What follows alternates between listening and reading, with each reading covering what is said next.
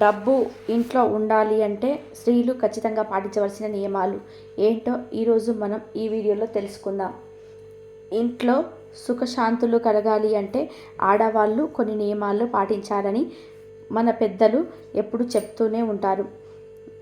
మహిళలు ఈ నియమాలను పాటించటం వలన ఇంట్లో సుఖశాంతులు, అష్టైశ్వర్యాలు కలుగుతాయని వాళ్ళు చెబుతుంటారు. తెలిసి తెలియక చేసిన చిన్న పొరపాట్లు చాలా సమస్యలకు కారణమవుతాయి. స్త్రీలు కొన్ని నియమాలు పాటిస్తే ఇంట్లో ఎప్పటికీ డబ్బుకి కొరత ఉండదు అని శాస్త్రాలు చెబుతున్నాయి. ఆ నియమాలు ఏంటో ఈరోజు తెలుసుకుందాం. పొద్దు ఎక్కే వరకు ఇంట్లో నిద్రపోకూడదు. ఆ టైంలో వాకిలిడ్చి చిమ్మకూడదు. ఎందుకంటే సూర్యునికి నీళ్లు చల్లినట్లు అవుతుంది. నిద్ర లేవగానే దుప్పటి విదిలించి మడవాలి. లేకుండా దరిద్ర దేవత ఆసనంగా అక్కడ కూర్చుంటుంది. తిన్న ఎంగిలి కంచం ముందు చాలాసేపు కూర్చోకూడదు. తిన్న స్థలం నుంచి కాస్త జరిగి అయినా కూర్చోవాలి. కానీ చెయ్యి కడిగి అక్కడే కూర్చుంటే రోగం వస్తుంది. చీపురు నిల్చోబెట్టకూడదు.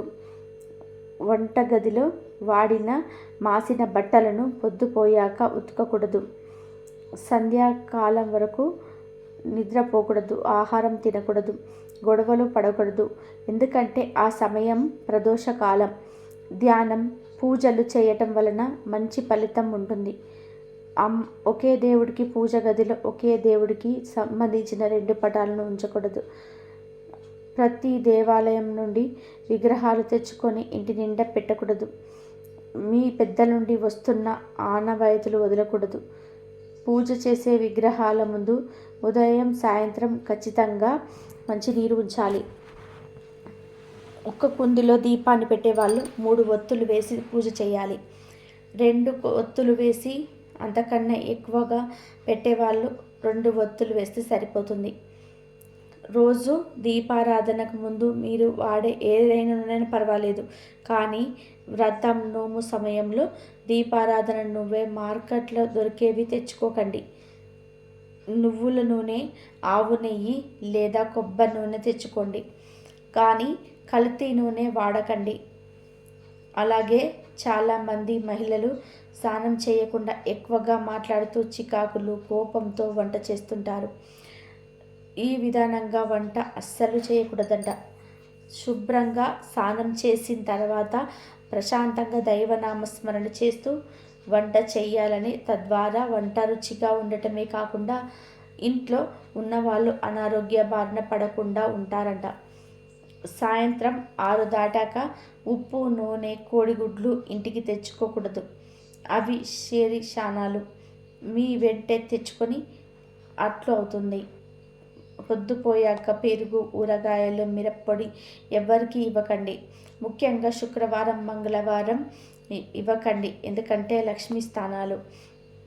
మహిళలు పాటించవలసిన నియమాల్లో మరొకటి సంపదను ప్రదర్శించటం. అనగా భర్త స్థితిగతులు, సంపాదన, భార్య ధరించిన నగలు, వస్త్రాల ద్వారా అందరికీ తెలుస్తుంది.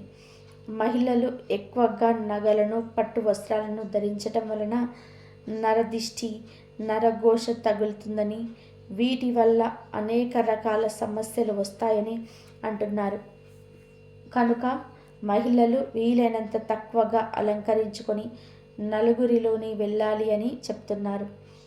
శనివారం రోజు చెప్పులు, గొడుగు, బూట్లు, నూనె, మాంసం ఇంటికి తెచ్చుకోకూడదు. మీకు తినే అలవాటు ఉంటే ముందు రోజు గుడ్లు తెచ్చుకోండి. జాతకంలో కుజదోషం ఉన్నవారు, వ్యాపారంలో గొడవలు, ఇబ్బందులు ఉన్నవాళ్ళు మంగళవారం రోజు గుడ్లు తినకండి. దాని ప్రభావం ఇంకా ఎక్కువగా ఉంటుంది. శనివారం రోజు నలుపు వస్త్రాలు ఇంటికి తెచ్చుకొని రాకండి. ఎవరైనా శనివారం రోజు బహుమతిగా ఇనుప వస్తువులు, నల్లటి నీలి వస్త్రాలు, గొడుగు, చెప్పులు తీసుకోకండి. ఇంట్లో దుమ్ము లేకుండా శుభ్రంగా ఉంచండి. పూజ గదిలో ఎప్పుడూ శుభ్రంగా ఉండాలి. పూజా ప్రదేశంలో వెంట్రుకలు పడితే దేవతల ఆహారం అందదంట. భర్త అనురాగం పొందడానికి, సంతాన సాఫల్యానికి, ఇంట్లోకి వ్యాధులు రాకుండా ఉండడానికి ఈ నియమాలను ఖచ్చితంగా పాటించాలని పెద్దలు చెబుతుంటారు. శాంతులు నెలకొనడానికి మహిళలు పాటించాల్సిన నియమాల గురించి ఇప్పుడు తెలుసుకుందాం. చాలామందికి ఉన్న చెడ్డ అలవాట్లలో ఒకటి పిన్నీసులను, మంగళసూత్రాలను ఉంచడం. మహిళల్లో చాలామంది మంగళసూత్రానికి పిన్నీసులను, జడకు పెట్టుకునే పిన్నులను పెడుతుంటారు. ఇలా చేయటం వలన భర్త అనారోగ్యానికి గురి అవుతాడని, భార్య భర్తల మధ్య సమస్యలు వస్తాయని పెద్దలు చెప్తున్నారు. వేద మంత్రాల సాక్షిగా భర్త ఆయువు మంగళసూత్రంలో రూపొందంలో ఉంటుంది. భార్య హృదయానికి వచ్చి చేరుతుంది. అంతేకాకుండా మంగళసూత్రాన్ని లక్ష్మీదేవి స్వరూపంగా భావిస్తారు. మంగళసూత్రానికి దివ్యశక్తులను ఆకర్షించే శక్తి ఉందని, పిన్నులను పెట్టడం వల్ల మంగళసూత్రంలో ఉండే శక్తిని ఆ పిన్నీసులు ఆకర్షించుకుంటాయని చెప్తున్నారు. దీంతో చెడు జరుగుతుంది. కనుక ఎట్టి పరిస్థితుల్లోనూ మంగళసూత్రానికి ఇనుముతో చేసిన పిన్నీసులను మరియు పిన్నులను మరియు